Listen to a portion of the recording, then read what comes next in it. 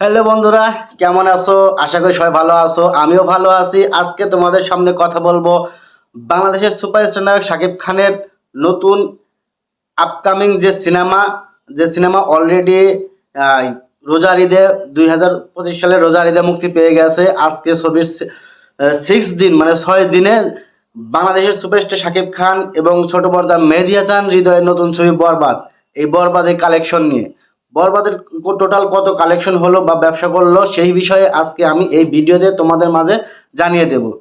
তো যারা আমার ভিডিওটা দেখছে অবশ্যই সাবস্ক্রাইব এবং লাইক শেয়ার কমেন্ট করবে। আর এই ভিডিওটি সম্পূর্ণ দেখার জন্য অনুরোধ রইল, কারণ আজকে 6 দিনে শাকিব খানের বরবাদ সিনেমা কত টাকা গ্রোস ইনকাম করলো সেই বিষয়ে কথা বলবো।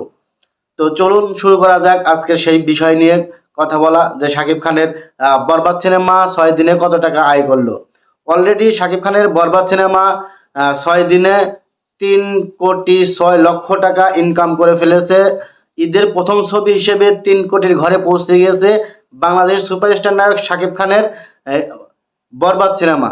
আর বরবাদ সিনেমা হতে যাচ্ছে এই বছরের সব থেকে বিগ বাজেটের সিনেমা, এবং এই বছরের সব থেকে ব্যবসা সফল সিনেমা হবে বরবাদ।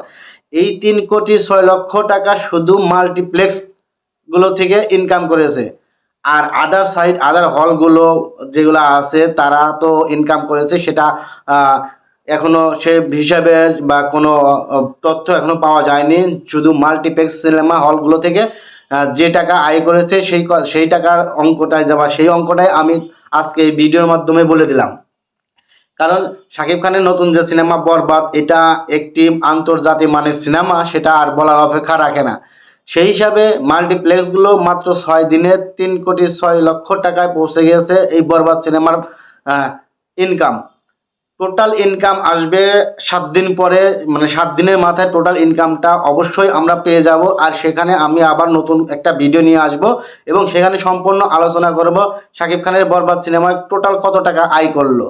তো মাথা নষ্ট করে দেবে এবার বরবাদ, প্রত্যেকটা সিনেমা হলে মাথা নষ্ট করে দেবে বরবাদ। তো আজকে আমার ভিডিও এই পর্যন্তই। সবাই ভালো থাকবেন, সুস্থ থাকবেন। যারা এখনো আমার চ্যানেলটি সাবস্ক্রাইব করেন নাই অবশ্যই সাবস্ক্রাইব করবেন এবং নতুন নতুন ভিডিও পেতে আমার চ্যানেলটির পাশে থাকবেন। তো দেখা হবে নতুন কোনো ভিডিওতে, ততক্ষণ সুস্থ থাকবেন, ভালো থাকবেন। আল্লাহ হাফেজ।